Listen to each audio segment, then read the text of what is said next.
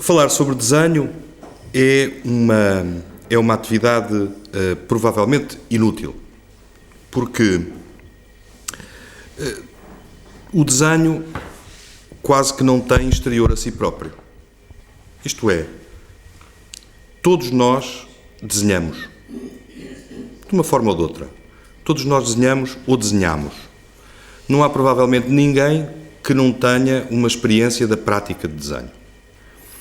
E, ao longo do tempo, o desenho, solidificando-se como uma tipologia artística, como uma prática artística, ela quase que se foi impondo como uma meta-prática artística. É como se houvesse as disciplinas artísticas e, para além das disciplinas artísticas, existisse o desenho.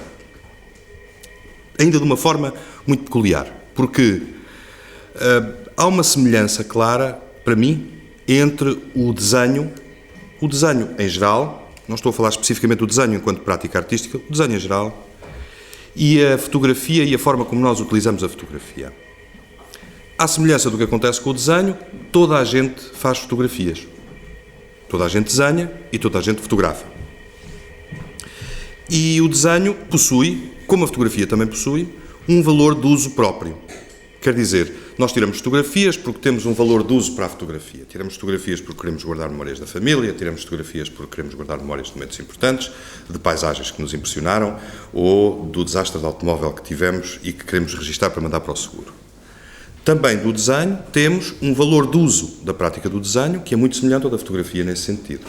Todos nós fazemos esquiços de indicação de direção para dar o caminho de nossa casa a alguém, todos nós fazemos esquemas que nos permitem compreender melhor como é que vamos orientar a nossa vida no futuro, ou tentar orientar a nossa vida no futuro, todos nós fazemos doodles enquanto estamos a falar ao telefone, ou quando estamos numa aula.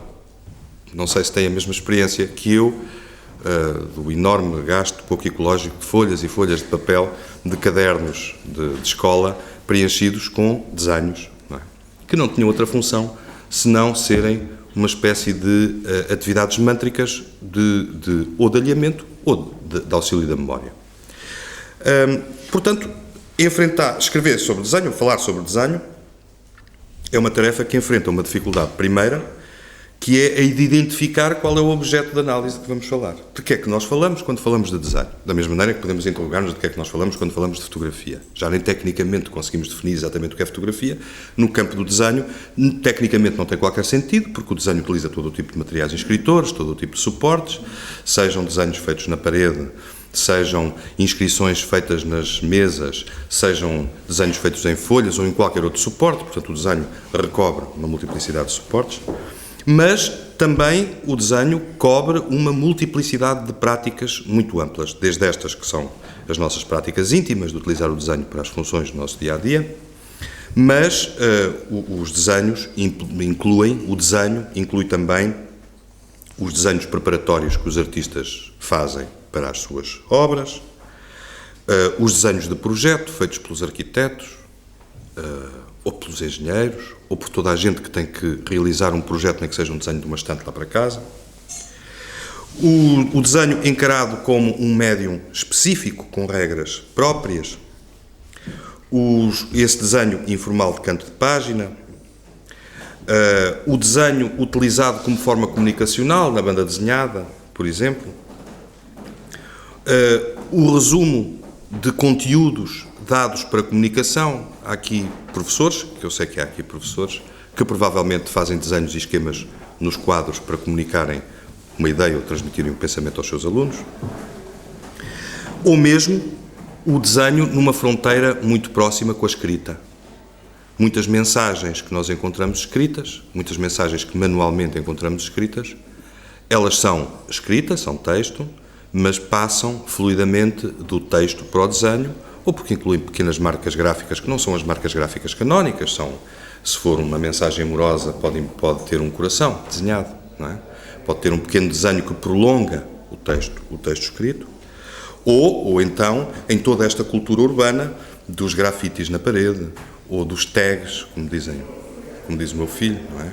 convém confundir. Os tags são assinaturas, os grafites são desenhos. Os tags, que são assinaturas com caráter próprio, que são mais ou menos pictogramas, que são colocados na parede. Tudo isso é desenho de uma forma ou de outra.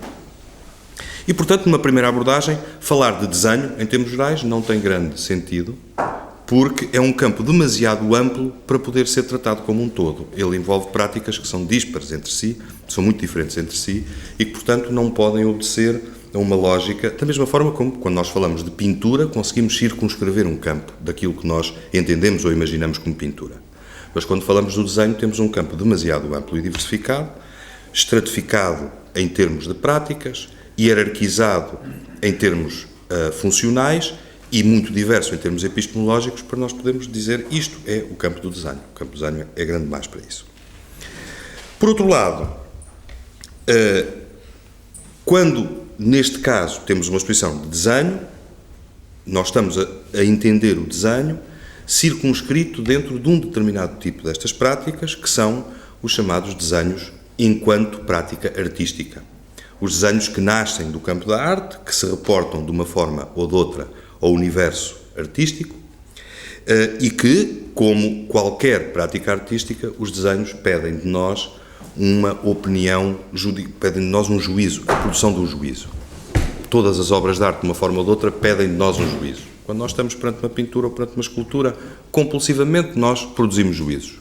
E os juízos podem ser de formas muito variadas, pode dizer gosto ou não gosto, pode ser é bom ou não é bom, é interessante ou não é interessante. São juízos de muitos tipos, mas a arte compele à produção de juízos. E o desenho, enquanto prática artística, compele também à produção de juízos. Qual é, então, o critério, quais são os parâmetros que nós podemos ter para avaliar desenhos, para exercer esse juízo, sabendo que, mesmo no campo específico da prática artística, o desenho engole outras práticas de desenho que não vêm do campo artístico. Isto é, há desenhos que provavelmente já viram na exposição, que têm tipos de figuração que claramente são tipos de figuração que são tomados a essas outras tipologias do desenho que não são as artísticas, que são tomados ou ao desenho de projeto, ou ao doodle, ou à pequena mensagem, ou à pequena inscrição, e que, portanto, não obedecem a nenhum cânon que me permita, ou a nenhum protocolo, que me permita, de uma forma fácil, produzir um juízo, produzir uma afirmação qualitativa. Por vezes, não me permite sequer eu poder expressar de uma forma evidente para mim uma sensação de compreensão ou de relação. E por isso, e o João Queiroz falará certamente desse assunto, por isso este guarda-chuva de estranheza em relação aos desenhos é um guarda-chuva tão amplo, não é? Nós provavelmente temos estranheza em relação ao desenho, até porque não conseguimos circunscrever, em primeiro lugar, o seu campo específico. Por outro lado, não podendo circunscrever esse campo, é preciso ligarmos também a prática do desenho a um outro aspecto que é importante nas práticas artísticas de hoje, que é a enorme crítica, uma enorme violência com que, dentro do universo artístico, é tratado um dos aspectos que sempre fundamentou a excelência da prática artística, que é o virtuosismo. Desde o modernismo, e, portanto, numa história que dura mais de 100 anos, que as práticas artísticas criticam acerrimamente o desenvolvimento de processos virtuosos como a expressão mais elevada da prática artística. Repare-se, nós, quando vemos pintura, hoje em dia, e a pintura é um bom exemplo, porque nós imaginamos sempre alguma coisa quando falamos de pintura, é muito mais difícil nós imaginarmos alguma coisa quando se diz escultura, não é? Nós não temos um imaginário que nos coloque um objeto perante a mente, mas quando falamos de pintura temos um imaginário qualquer que configura imagens pintadas no suporte. E hoje em dia, quando olhamos para muita da pintura que é produzida, nós sabemos que essa pintura não é boa ou má por ela obedecer especificamente, de uma forma específica, a um cânon de procedimento. Sabemos que é por outras razões que aquela pintura é boa ou má. Razões que são eventualmente complexas, que têm a ver com a forma como determinada entidade está representada, tem a ver com a prática da pintura, pode ter a ver até com o universo de referência para o qual a pintura se remete, mas o que sabemos é que o virtuosismo não é o argumento para nós podermos aderir mais ou não a uma obra de arte. Há um texto que explica isto de uma maneira muito, muito interessante, que é um texto do Richard Wollheim, que é um grande historiador de arte que me faleceu aqui há 3 ou 4 anos, e que tem um texto que ele escreveu em 1965, portanto é um texto já com 43 anos, mas que tem uma atualidade enorme. E o Richard Wollheim conta uma história que é a seguinte, ele diz, basicamente diz, bom, a maior parte dos artistas hoje em dia, e o Richard Wollheim não é um homem conservador, portanto ele não está a dizer isto de uma forma crítica, ele não está a querer ser assintoso para a prática artística. O que ele diz é, na maior parte das práticas artísticas hoje em dia, o elemento artístico das práticas artísticas decaiu, baixou, a temperatura arrefeceu. Em inglês, isto até tem uma expressão mais sintética, ele diz, art is less arty, portanto, a arte é menos artística hoje do que já foi. E dá o exemplo de três artistas que para ele epitomizam esta situação. Os 3 artistas são uma grande figura da história da arte do modernismo, que é Marcel Duchamp, dá o exemplo de um pintor da década de 50, mais propriamente, é o seu grande período na década de 50, norte-americano, que é o Ad Reinhardt, e dá o exemplo do Robert Rauschenberg, que é o artista que neste momento está em Serralves com uma fabulosa exposição que merece uma visita propositada ao museu. E ele diz porque é que ele afirma isso? Diz porque estes artistas, no trabalho destes artistas, diminuiu a quantidade de trabalho investida para um bom resultado artístico. E ele dá o seguinte exemplo, diz, bom, lembrando-se do Mallarmé e do poema do Mallarmé sobre a angústia do poeta face à página em branco, ele diz, bom, para um poeta exprimir a sua angústia face a uma página em branco, ele tem que escrever para exprimir a sua angústia perante uma página em branco. Mas a partir da condição que estes artistas estabeleceram, um artista para exprimir a sua angústia face à página em branco, só tem que agarrar na página em branco e colocá-la na parede. E, portanto, esta atitude de colocação na parede da página em branco, ela não corresponde a um investimento de trabalho na transformação de um suporte qualquer, corresponde a uma outra forma de entender a prática artística. E ele diz mais. Diz que é preciso lembrar-nos que, quando nós falamos de arte, falamos de obras de arte ou falamos do trabalho dos artistas, é preciso nós lembrar-nos que trabalho tem a mesma raiz latina que tripalium. Tripalium era um instrumento de tortura. E ele, por analogia, diz, e o trabalho é, como etimologicamente é, a prestação de um serviço com um sofrimento próprio. Portanto, quando nós falamos de obras de arte, ou quando falamos de trabalho artístico, nós implicitamente estamos a dizer que alguém sofreu, que alguém se esforçou para produzir alguma coisa. Como é que então conciliamos esta ideia do trabalho artístico que nos está enraizada com esta evidência de que hoje a arte inclui menos trabalho?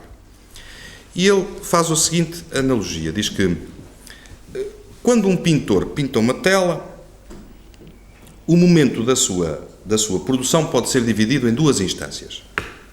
Primeiro, quando ele utiliza trabalho e materiais para transformar um suporte. Tem tintas, tem pincéis, tem uma tela e utiliza-os para transformar esse suporte em alguma coisa, numa imagem. E esse trabalho de transformação não gera por si uma obra de arte. É preciso que haja um momento em que o pintor decida está terminada a pintura.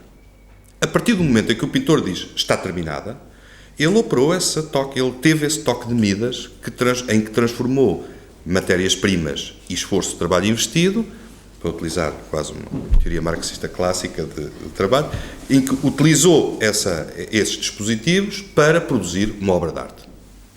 E essa conversão só é possível a partir do momento em que ele diz está terminado.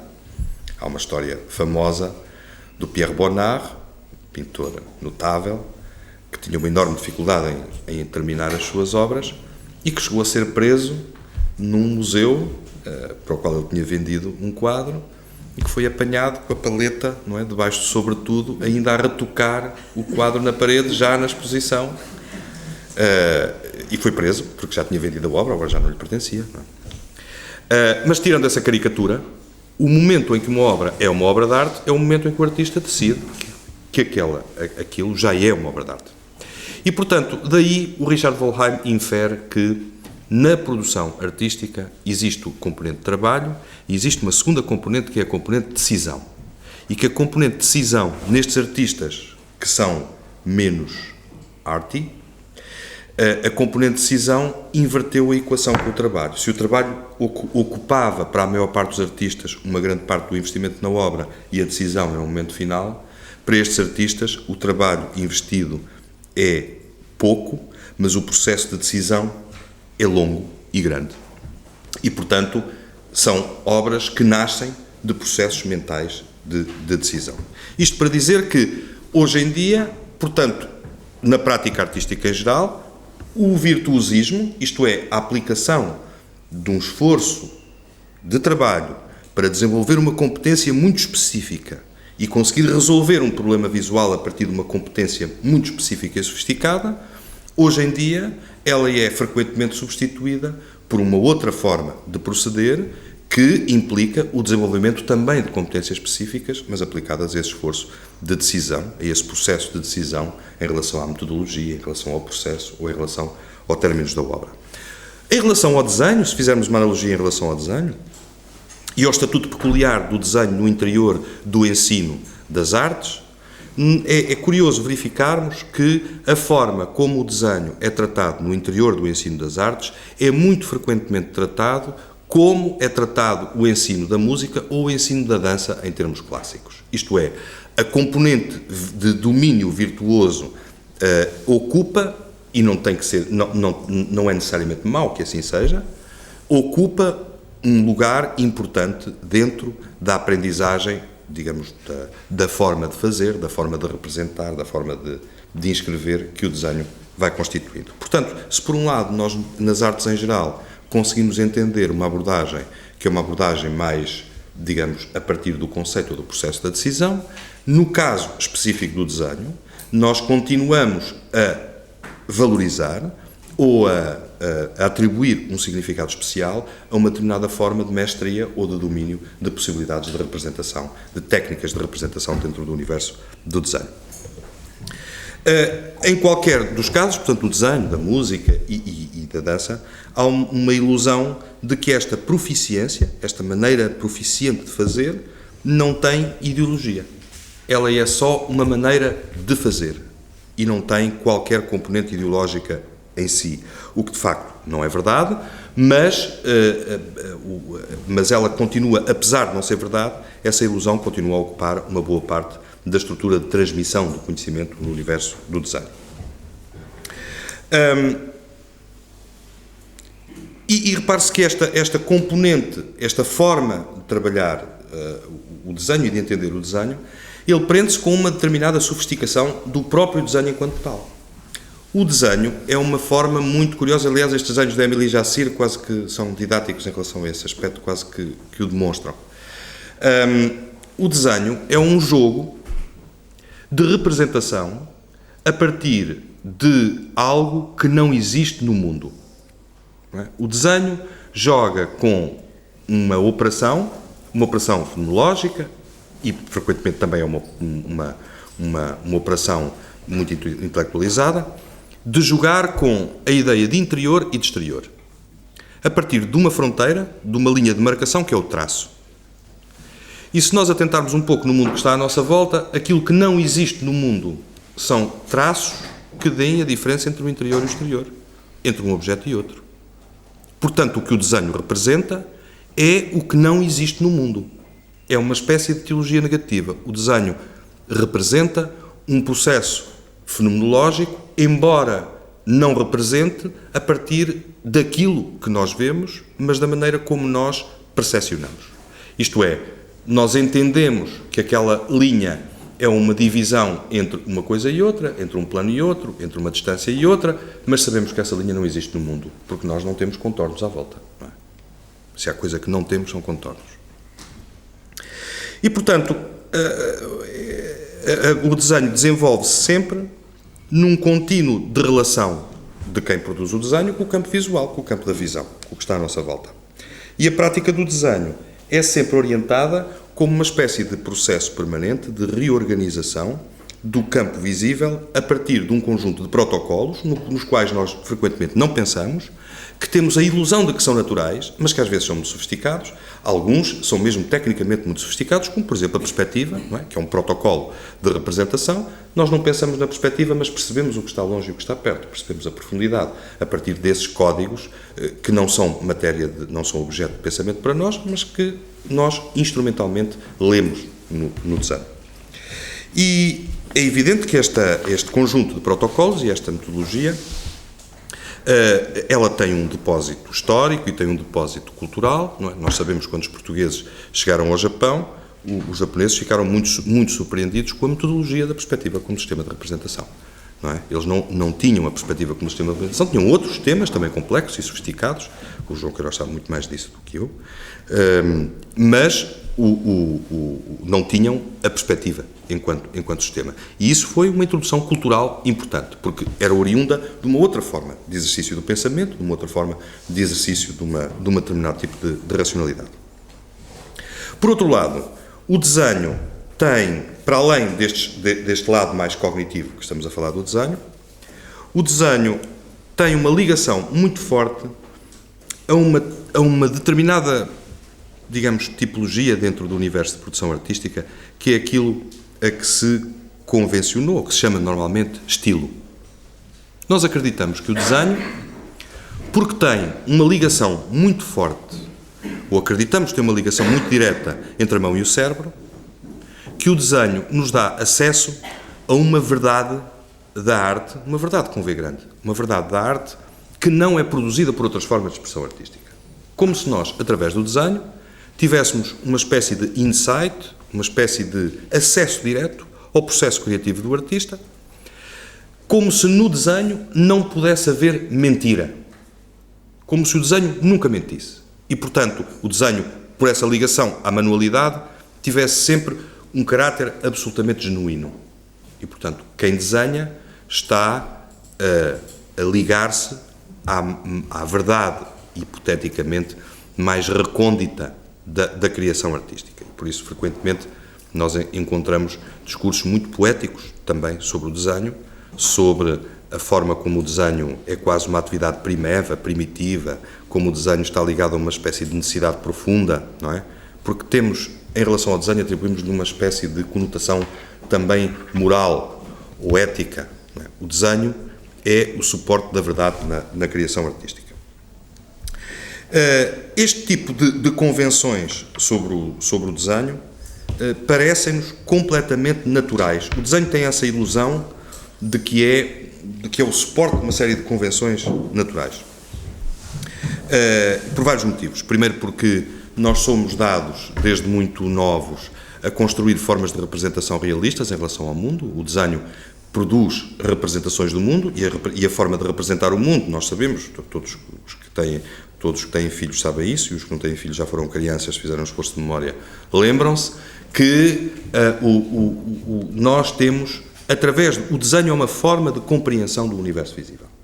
E, portanto, existe no desenho uma espécie de compulsão de rigor representacional, de compulsão interpretativa, de verosimilhança na prática do desenho. E esta verosimilhança, ela entronca em princípios, em primeiro lugar, muito básicos de orientação nossa no mundo, que têm a ver com a nossa orientação corporal também no mundo, com o que está em cima, com o que está em baixo, com o que está à esquerda, com o que está à direita, com o que está à frente, com o que está atrás. O desenho é uma forma de cognitivamente aprender essa relação e aprender estruturalmente essa relação. No entanto, muita da prática de desenho não pretende ser uma descrição do mundo. Basta olharmos à nossa volta para percebermos que muita da prática de desenho não pretende ser uma descrição do mundo, pretende ser uma espécie de figuração codificada a partir de estruturas linguísticas, portanto o desenho funciona quase como uma linguagem, e essas estruturas linguísticas é que elas sim são descritivas. É o caso de muitos desenhos que partem de estruturas de desenho técnicas, ou de estruturas de desenho arquitetónicas, ou de tipologias de desenho de projeto, por vezes de tipologias de desenho que se prendem a mapas, que são mapas. E é curioso vermos como em muito desenho contemporâneo esse tipo de universo salta para a prática artística do desenho. Artistas que desenham mapas, ou mapas em termos físicos, de cartas geográficas ou de cidades, ou então que desenham mapas de pensamento, que fazem mind mappings, não é? Ou que fazem genealogias, árvores genealógicas, ou que fazem redes de relações, que são sempre mapas de uma forma ou de outra, mais ou menos espacializadas. Ou então artistas que utilizam, dentro da prática do desenho, metodologias que vêm do desenho de arquitetura, ou que vêm do desenho de projeto em termos geral. Portanto, engolindo para dentro do universo artístico as tais tipologias de desenho que não pertencem à partida ao universo artístico e que são oriundas de outras formulações técnicas da prática de desenho. E esta possibilidade do desenho transladar uma metodologia que pertence a um universo de representação, eventualmente a um universo de representação rigorosa, para um outro universo, que é um universo de mapeamento emocional, ocupa um lugar substancial dentro do universo da representação gráfica, no interior da arte contemporânea. E de onde surge essa possibilidade, ou de onde surge essa necessidade? Nós encontramos uma recorrência estilística no desenho contemporâneo deste mapeamento, desta ideia de mapeamento, de mapa, de carta, como se o desenho produzisse uma linguagem sobre as outras formas de desenho, como se fosse uma metalinguagem, como se o desenho artístico produzisse uma metalinguagem sobre o desenho.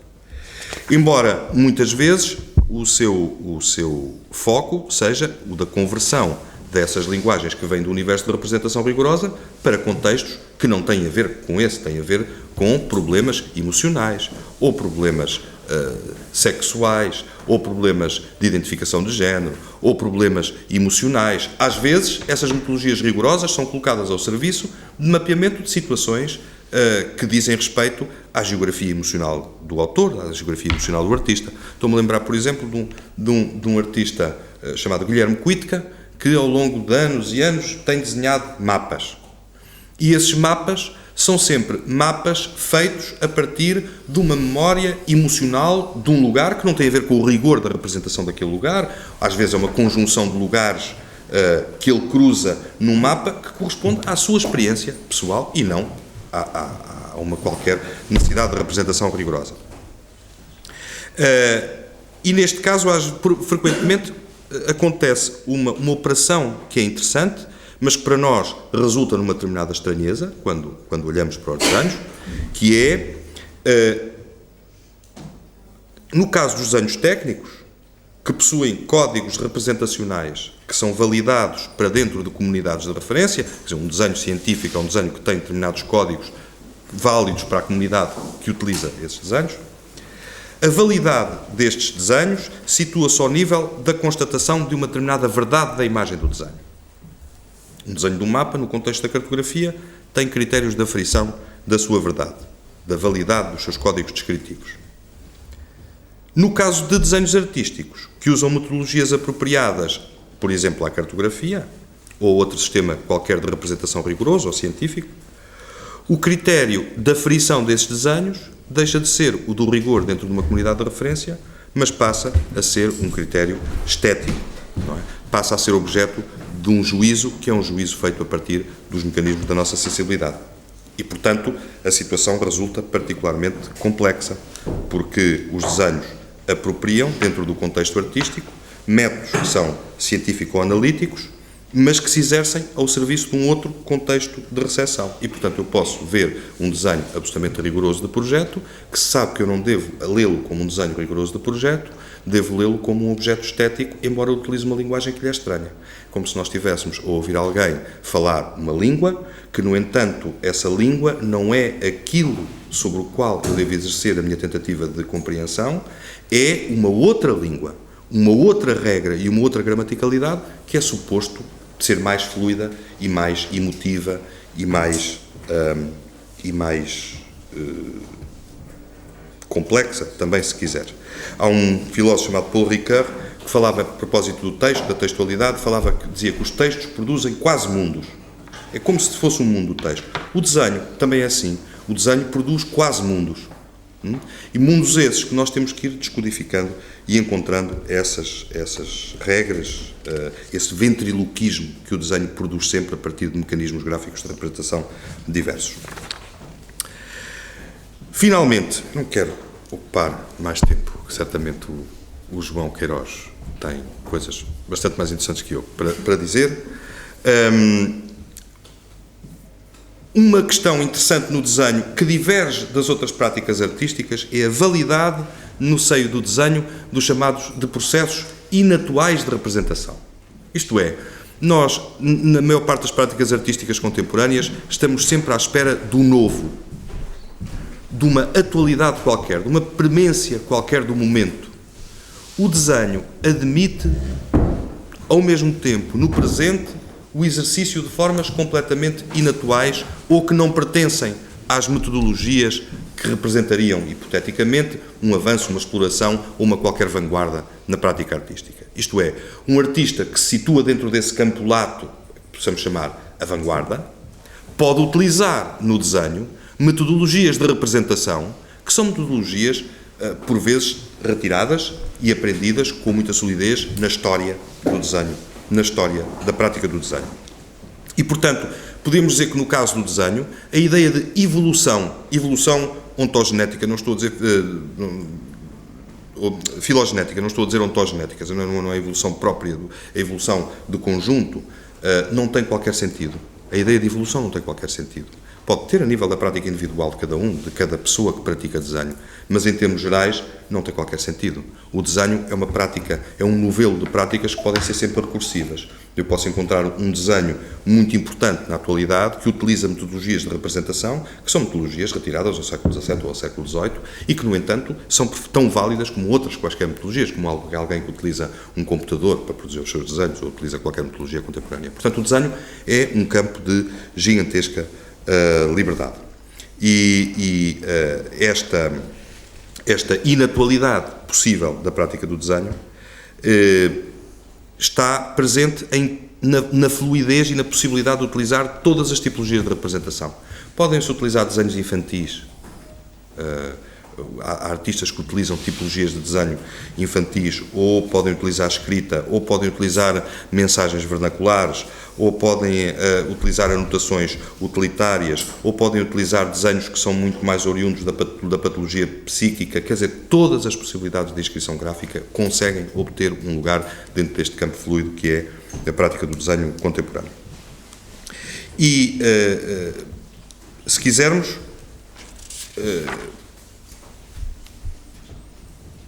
o desenho e a sua prática instauram, portanto, consigo sempre uma espécie de referência de segunda instância, não podendo haver, eventualmente, outra forma de expressão visual que, dentro do universo da arte contemporânea, possua uma incapacidade de auto-invenção permanente dos seus procedimentos, que são sempre meta-procedimentos, são procedimentos sobre a própria prática do desenho. Quer dizer, todas as pessoas que desenham também sobre a própria prática do desenho. É uma espécie de meta-procedimento permanente. E, no entanto, o que é curioso é que este meta-procedimento usa sempre uma ficção, uma utopia de, como eu disse, de genuinidade e de autenticidade, que é contraditória, eventualmente, em relação a esta dupla remissão do referente, não é? De ser uma coisa e ser sobre o processo de ser aquela coisa, para instaurar connosco uma espécie de jogo que ao mesmo tempo é um jogo completamente sensível, de eu ser sensível aos processos de representação e ao reconhecimento, mas ao mesmo tempo eu também entrar dentro de um jogo, pode ser um jogo particularmente complexo e sempre um jogo de estranheza, que é o de entender o desenho como um processo que é sempre como se. Quer dizer, este é um desenho atual como se fosse um desenho do século XVIII. Este é um desenho como se fosse um desenho de uma criança. Este é um desenho como se fosse uma mensagem. Este é um desenho como se fosse uma operação conceptual. O como se está sempre, digamos, à superfície na prática do desenho. E queria só deixar uma nota última, só sobre a utilização da paisagem, que é muito frequente em muita prática de desenho contemporâneo, o surgimento recorrente da representação de paisagem. E é curioso que essa representação surge porque no interior da prática do desenho se torna muito transparente a forma como a paisagem não é um dado do mundo, é uma construção nossa. Isto é, nós, quando falamos de retratos, temos a clara divisão entre o que é um retrato e o que é um retratado. Não confundimos retrato com retratado. Mas quando falamos de paisagem, estamos permanentemente a confundir paisagem com, não existe sequer o verbo, paisajado, não é? E partimos do princípio que a paisagem é uma coisa do mundo que lá está perante nós. Mas, de facto, a paisagem é uma construção nossa a partir de sensações, dados, distâncias, proximidades, de relações visuais que nós estabelecemos com o mundo. E, portanto, o desenho, na relação com a paisagem, tem encontrado, nos últimos anos, uma forma de poder quase ser didático em relação a esse seu meta-procedimento, a dizer-nos que está a falar ou está a escrever sobre a nossa relação com a forma como nós hierarquizamos o que está à nossa volta e com a maneira como nós, digamos, tentamos deslindar a nossa relação com o nosso campo visual. E por isso é que o desenho, para mim, é uma atividade tão fascinante. E passo a palavra ao João.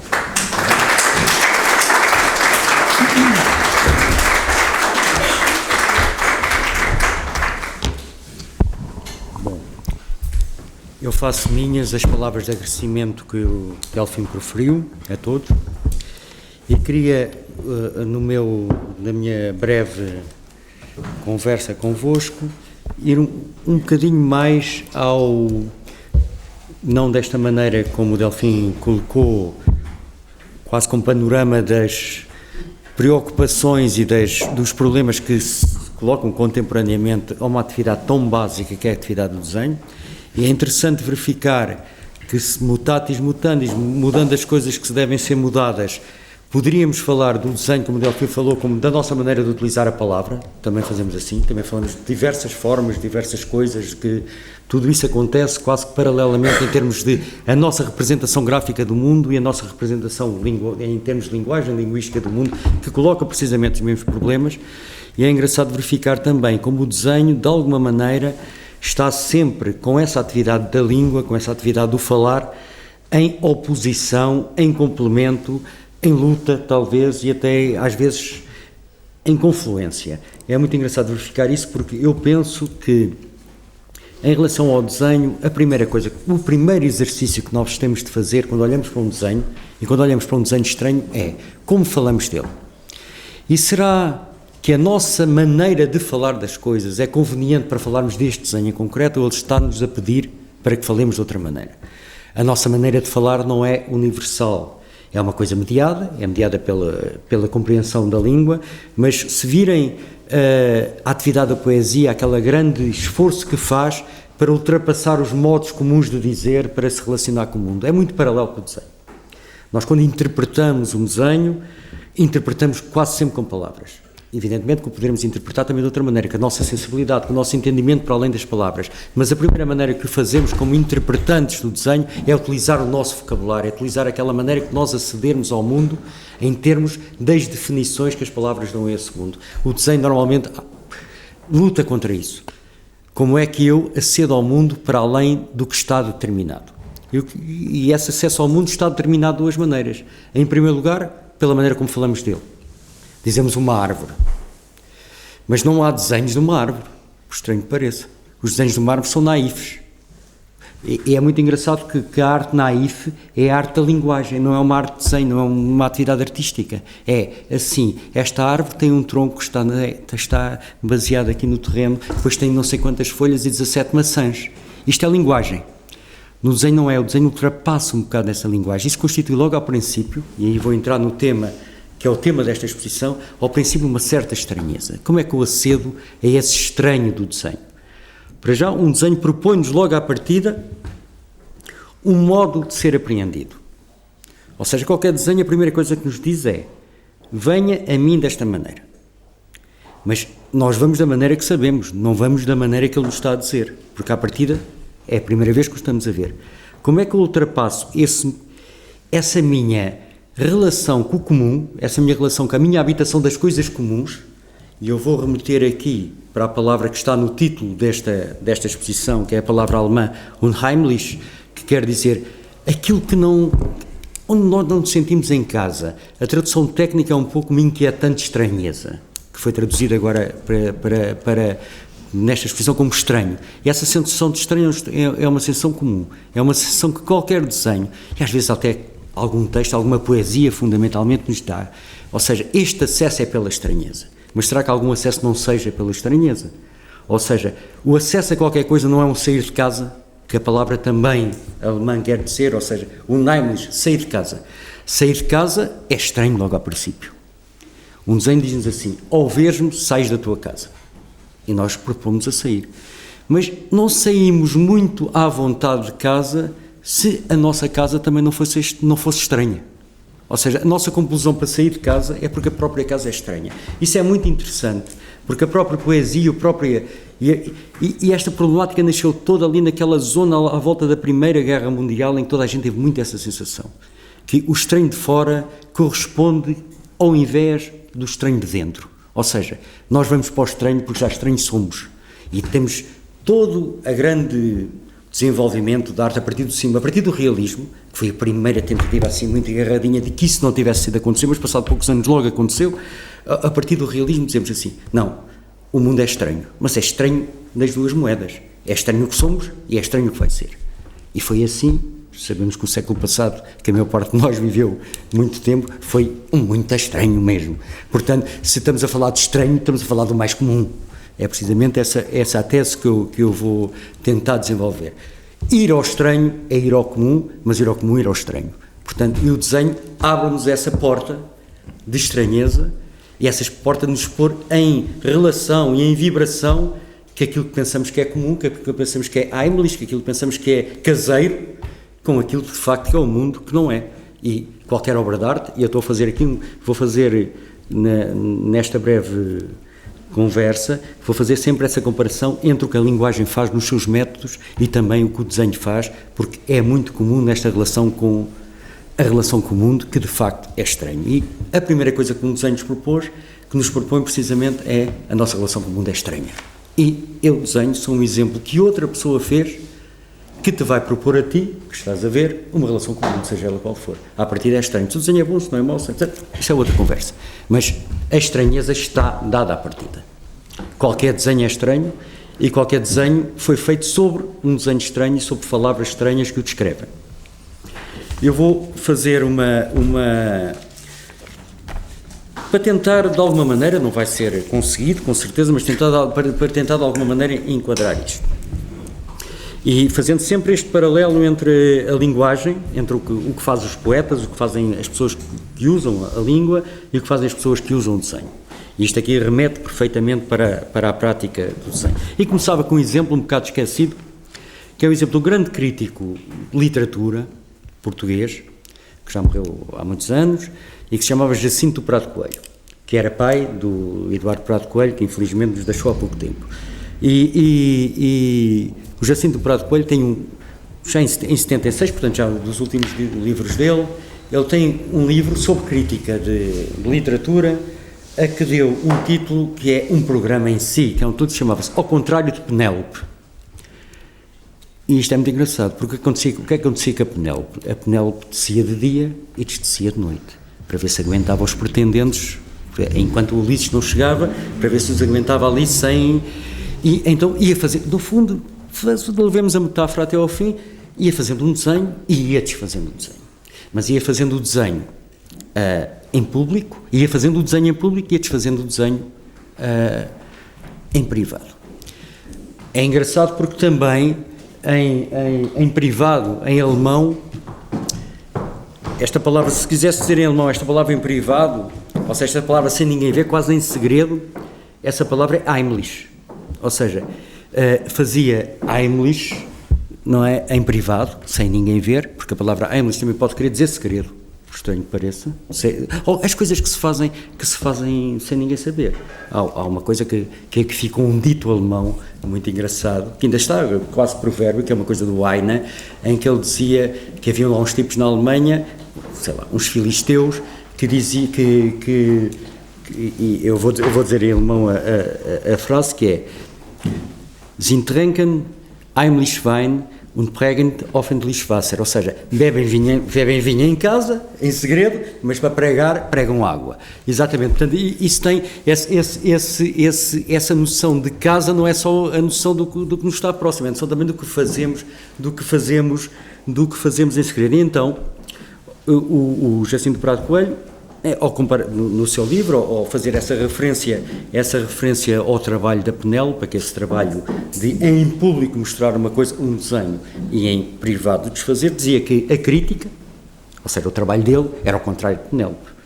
O contrário de Penélope, o que é que seria então? Seria em privado tecer, ou seja, fazer a sátira e a crítica, e em público desfazer, ou seja, desfazer aquilo que o poeta fez. Ou seja, passando pelos mesmos buracos em que ele tinha tecido, desfazer aquele bordado todo para a gente compreender, ou seja, para nós interpretarmos o poema. Portanto, a interpretação e a interpretação crítica, ou seja, que é uma interpretação, um nível de proficiência muito grande, um nível profissional e de seriedade muito grande, seria como se a Penélope chegasse ao público e fizesse todo aquele bordado ao contrário.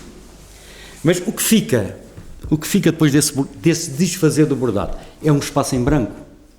Se calhar o Jacinto Prado Coelho poderia pensar que seria um espaço em branco. Houve muitas pessoas que pensaram como um espaço em branco. E aqui eu estou a referir-me um bocado ao que o Delfim falou sobre o desenho. Ou seja, a nossa interpretação levar-nos a um sítio em que não há nada, em que nós olhamos para estes desenhos que são estranhos e retiramos o desenho, porque a interpretação tem a ver com desfazer esse desenho. Quando nós estamos aí a olhar para isto, temos assim: a maneira de aceder a estes desenhos, que nos chamam para essas estranhas, é dizer assim: vamos desfazê-los. Vamos ver sobre o que é que eles foram feitos. Eles não foram feitos sobre um papel em branco, isso é um engano. E assim, isso leva-nos a uma não interpretação do desenho.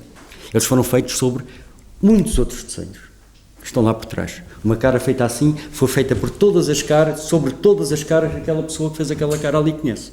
E ele está-nos a apelar precisamente para que nós desfaçamos aquele desenho, ao contrário de Penélope, e virmos como é que ele não fez da outra maneira, porque é que ele não fez as caras da outra forma que ele conhece, com certeza, e que nós conhecemos.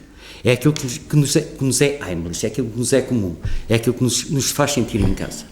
Mas também é estranho isso que nos faz sentir em casa. Ou seja, só conseguimos compreender a estranheza destes desenhos se conseguirmos perceber que aqueles desenhos que nós pensamos que não são estranhos, se começarem a ser estranhos para nós. Ou seja, porque é que um desenho do Angel, que toda a gente vê, conhecem, é um desenho, sei lá, ou de Malhoa, pronto, só quando esse desenho começa a ser estranho é que nós podemos compreender a estranheza dos outros. Porque é que começamos precisamente a ter a possibilidade de os desfazer. Portanto, este trabalho de Penélope, de que falava o Jacinto Prado Coelho, é precisamente esse desfazer da interpretação, e este meu pequeno discurso é um trabalho à vontade de interpretação e à vontade de apreensão do desenho, e para lá temos de ver o que está por trás. Por trás não é nunca papel branco, são todos os outros. E se há uma relação com estes que estão feitos por cima de todos os outros, que seja interessante, que nos propõe outra articulação do mundo, então o desenho está conseguido. Porque o desenho rearticula outra vez o mundo, sobre uma articulação que já está dada, como a palavra faz. Ou seja, o desenho nunca é naif, nesse sentido. Todos os desenhos são aqueles desenhos que não têm essa preocupação, podem ser muito bonitos, podem dar um prazer estético até, mas no fundo, se caminham pelo caminho daquilo que é comum, daquilo que não é estranho, acabam por ser um bocado naivos. Porquê? Porque nos estão a mostrar precisamente aquelas determinações do mundo, aquelas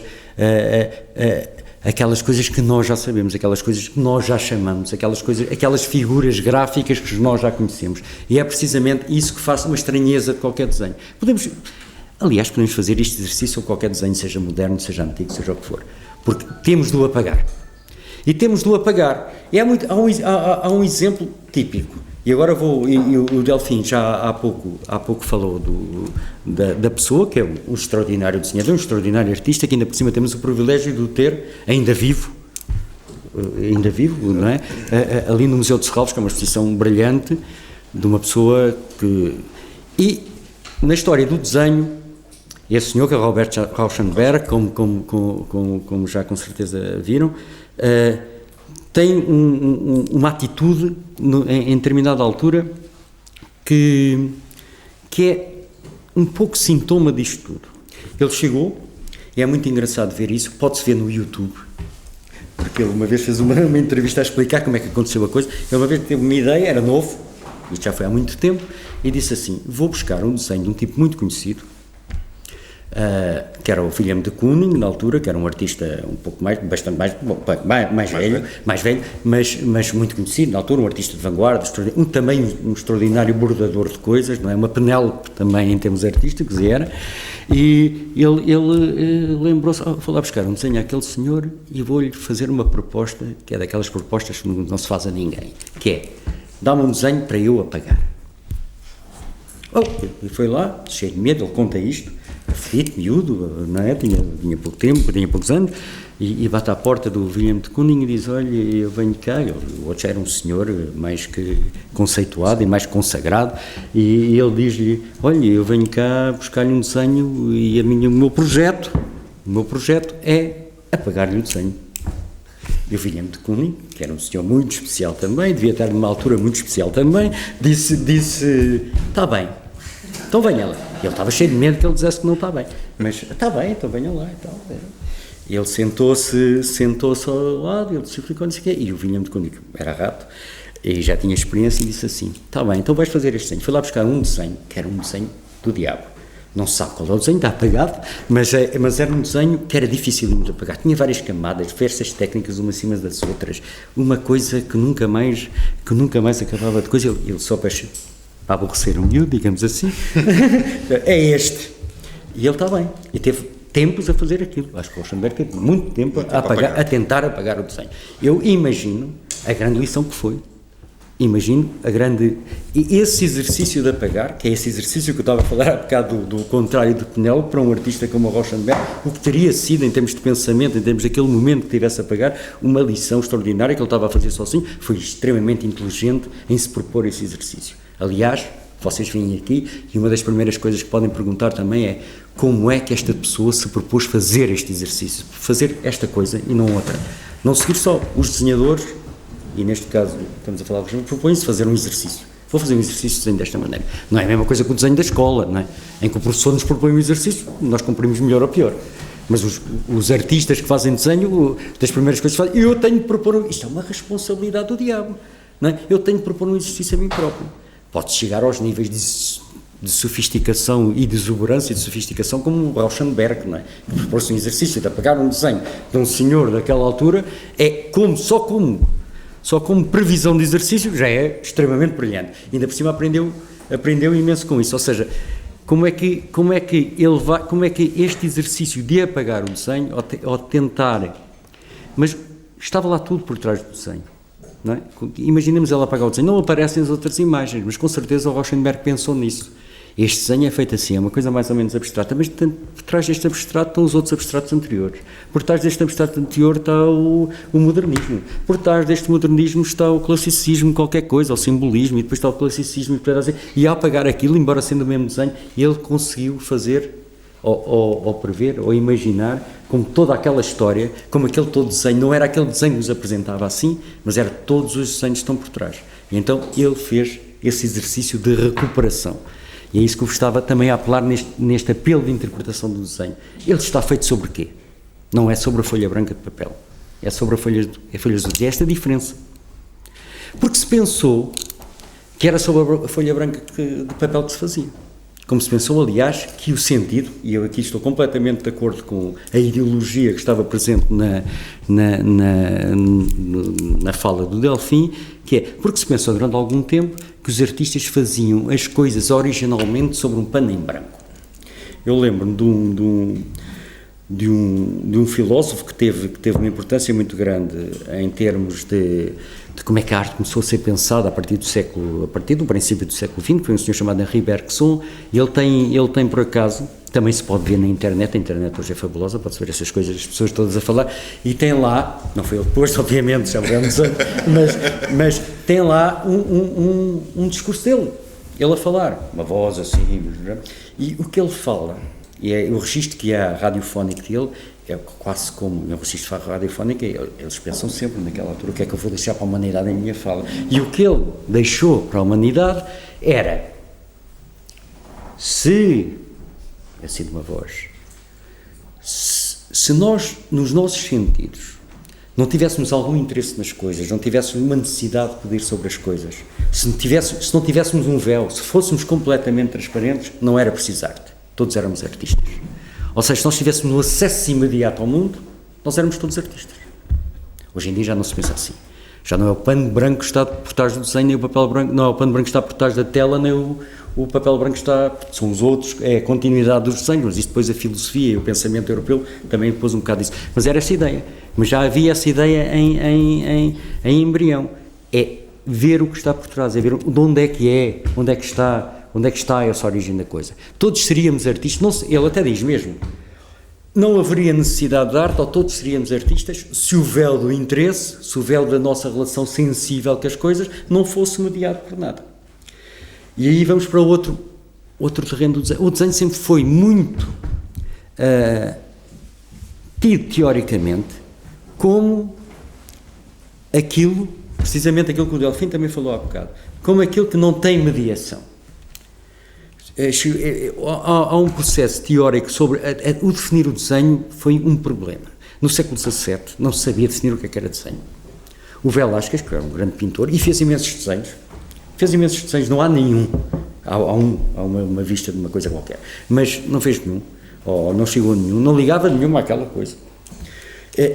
Nós sabemos que ele era bom desenhador porque o sogro dele, o Pacheco, o Francisco Pacheco, que era o grande professor de Sevilha, tem descrito que ele tinha descoberto uma maneira de desenhar que ficavam as coisas mesmo iguais. Gostava de saber qual era, mas ele diz isto. Ele descobriu ali uma coisa, ele disse, não sei, mas ele guardou o desenho, aquilo não estava para nada. Não é? Aquilo era apenas um meio para chegar ao quadro. E depois, já nos últimos casos, nem desenhava com o pincel e aquilo andava para a frente e pronto. Mas essa relação do desenho como coisa autónoma, como algo com alguma especificidade, demorou muito tempo. E a primeira vez que se teoriza assim o desenho como uma coisa característica, toda a gente viu que era mesmo aquilo é que determinava o desenho, que aquela era a característica própria do desenho. Só aconteceu no século XVIII, num livro, que eu não me lembro do nome, vocês desculpem, mas sei que foi feito por um pai e por um filho, que chamavam Johnson dos dois. É a primeira vez que o desenho aparece, que é a obra de arte que não tem mediação, que é imediata. Aquela coisa. E já davam de valor a isso no século XVIII. É interessante, pois isso começou teoricamente com esse livro, o que caracteriza francamente o desenho é a sua imediatez, ou seja, é aquela coisa que vem do artista para o papel imediatamente e aquilo tem valor em si. É uma coisa que demorou séculos, mesmo houve desenhos excelentes no século XVII, no século XVI, no século XV, que eles já tinham essa noção e já o faziam na prática, mas nunca foi considerado teoricamente que o facto de que essa imediatez do desenho fosse algo de válido. Depois, a partir do século XVIII, e depois em crescendo, isso foi dito por esses, mas depois só em crescendo é que foi sendo assumido como sendo uma coisa, como sendo uma coisa importante. Mas isso só para dizer que isso é uma perspectiva antiga. A perspectiva de interpretação hoje de um desenho não vai necessariamente a essa originalidade zero, era a originalidade em branco sobre o qual algo de imediato que vem do inconsciente, que vem da espontaneidade acontece. Não acontece isso, acontecem muitos outros desenhos por trás e os desenhadores e os artistas têm muita essa noção que estão a fazer desenho sobre desenho e exigem isso, de alguma maneira, exigem isto da nossa interpretação. Mas essa interpretação é sempre assumida, nesse papel, como eu estava a dizer ao princípio, é sempre assumida como estranheza. Temos de sair de casa para ir no museu. E para sairmos de casa, temos de achar que a casa é estranha. E isso é um processo. É um processo. Ou seja, como é que as formas usuais de usarmos as palavras para nos referirmos ao mundo, como é que as formas usuais de grafar o mundo, ou seja, do transformar em sinais gráficos, começam a ser estranhas e insuficientes, e como é que algo está a acontecer nos põe isso em causa e eventualmente nos pode dar outras perspectivas que também farão outra vez com que isso já seja uma coisa, e esse processo é absolutamente continuado, porque há sempre as duas coisas, mesmo que aqui nos pareça, em alguns casos, e na história da arte temos isso, que alguns casos são destruição do Estado, do que já estava, ao mesmo tempo são a ser aquilo sobre que os outros que vão fazer desenhos é o que já está. Portanto, estão a determinar também. E esta relação entre o lutar contra o Estado determinado e ao mesmo tempo de lutar contra o Estado está a determinar outra coisa, é o trabalho do artista. O do crítico é suspender isso, é fazer o trabalho de Penélope à vista de todos. Gay ou feliz, ao contrário de Heimlich.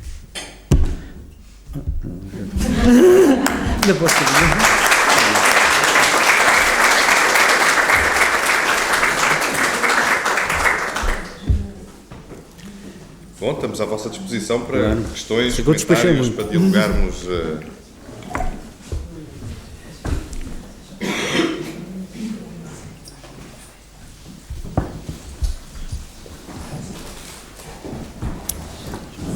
Pergunta tu. Pergunto eu? Pergunta tu. Não, deixa eu brincar. Pá, não nos façam ficar agora aqui num ping-pong de perguntas um ao outro, que é uma coisa. Pois já me está habituado a isso. Vai continuar a conversa. A primeira que fizemos aqui foi há 14 anos, portanto já vi há quanto tempo é que já fazemos perguntas um ao outro. Mas também é só de 14 em 14 anos, não é?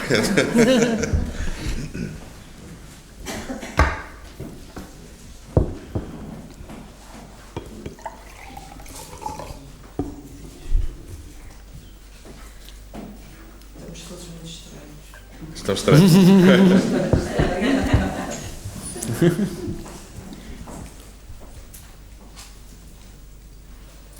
Por acaso há uma coisa engraçada que tu não disseste, partiste do princípio, mas talvez, não sei se toda a gente aqui conhece o texto do Freud, de onde nasce a estranheza. É engraçado falarmos de onde é que veio esse texto. O que é que diz esse texto do Freud? Que é um texto muito interessante. Foi um texto muito importante para...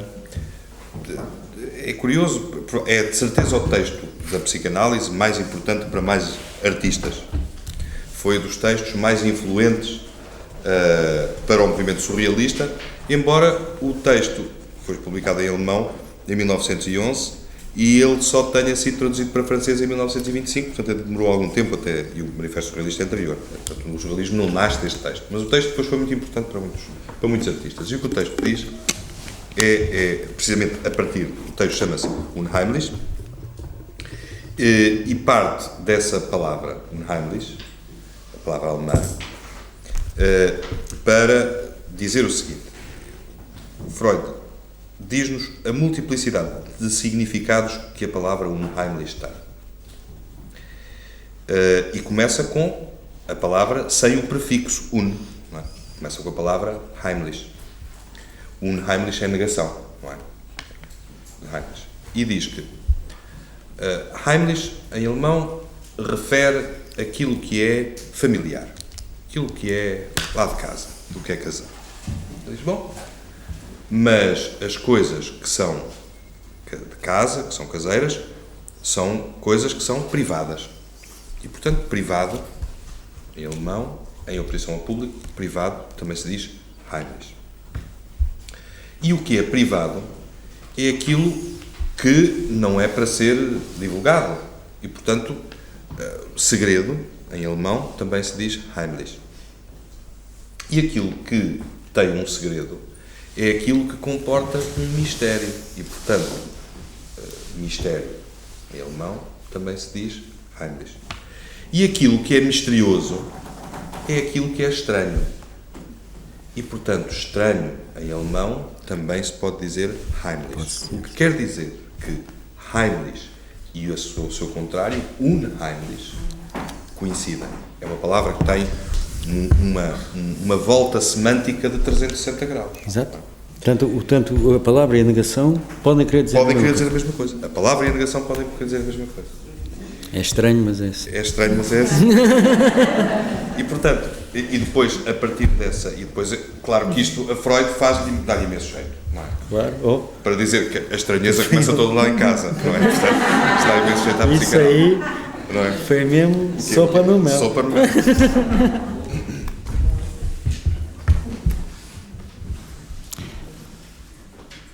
É a mesma coisa que a palavra, já agora para aumentar o semântico, o habitual, que também tem a dizer a palavra gewöhnlich, quer dizer habitual, sim. vem da palavra habitar, ou seja, o que está habitado. Wohnen é habitar, gewöhnlich é habitar, ungewöhnlich, o inabitual, o que não é comum.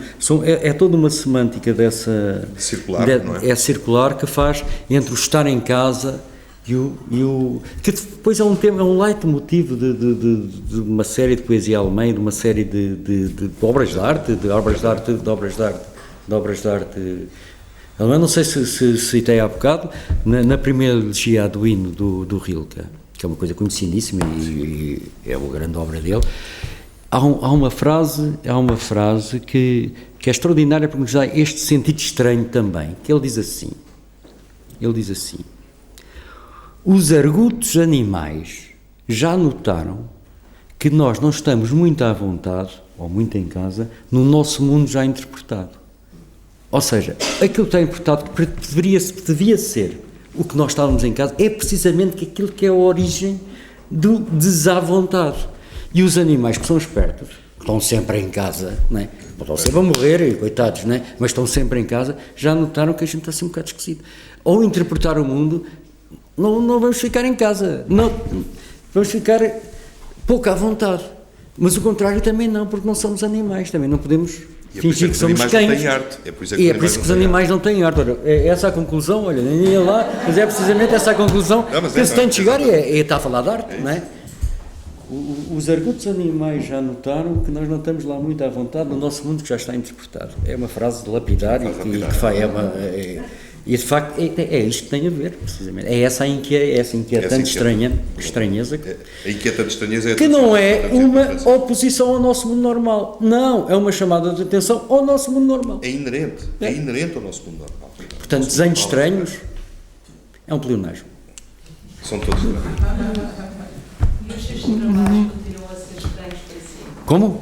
Os seus trabalhos continuam a ser estranhos? Os meus? Sim. São. Estão sempre, apesar de conhecer e de saber o processo que os levou a executá-los, continuam depois de prontos a ter essa estranheza? Ai, que diabo de pergunta, nunca pensei nisso.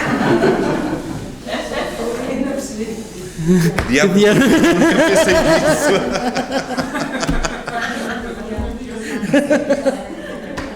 Mas está, vou pensar nisso. Vou pensar nisso. Senão a teoria vai toda para o Eu vou pensar nisso.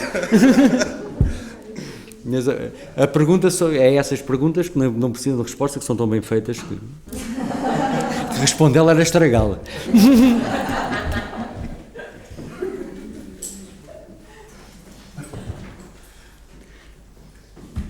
Vamos almoçar, não é? Jantar.